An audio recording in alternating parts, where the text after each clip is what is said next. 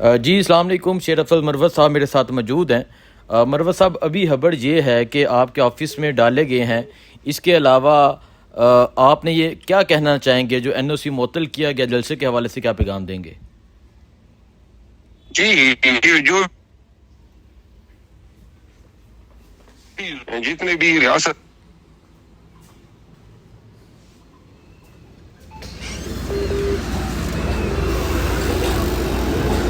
اختیارات فعالت میں کل جلسہ کریں گے، کل ہم نکلیں گے اور یہ جتنے بھی نفری لے آئے لاکھوں کے مجمع کے آگے یہ جم نہیں سکیں گے، تو لہٰذا کل کا دن انتہائی امن نوعیت کا ہے۔ اگر کل ہم جلسہ نہ کر سکے تو اس کا مطلب ہے کہ ہم خان کی رہائی، مینڈیٹ کی ریکوری اور آئین و قانون کی بالادستی کے لیے کسی احتجاج کے قابل ہی نہیں ہے۔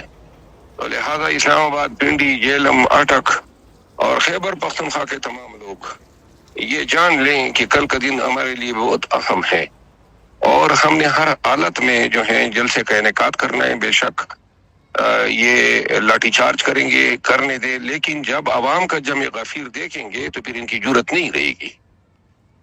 ٹھیک ہے، اچھا مروت صاحب یہ بتائیں کہ خیبر پختونخوا سے جو قافلے آ رہے ہیں کیا ان کو روکا جائے گا، اور یہاں پنڈی، اسلام آباد کے اور پنجاب کے لوگ کس طرح جلسہ کا پہنچے؟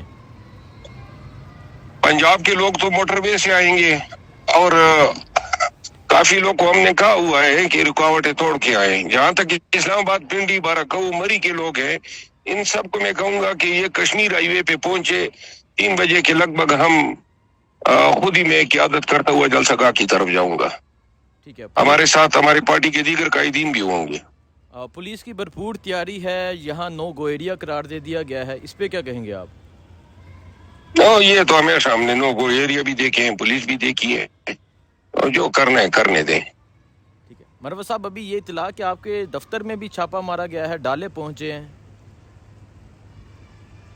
بس اب مجھے علم نہیں ہے، میں تو خود انڈر گراؤنڈ ہوں، لیکن اگر چاپے مارتے تو ہمارے پہلے بھی بہت سے چاپے ہم پہ پڑے ہیں، چاپوں کی ایسی کی تیسی۔ جلسہ ہوگا؟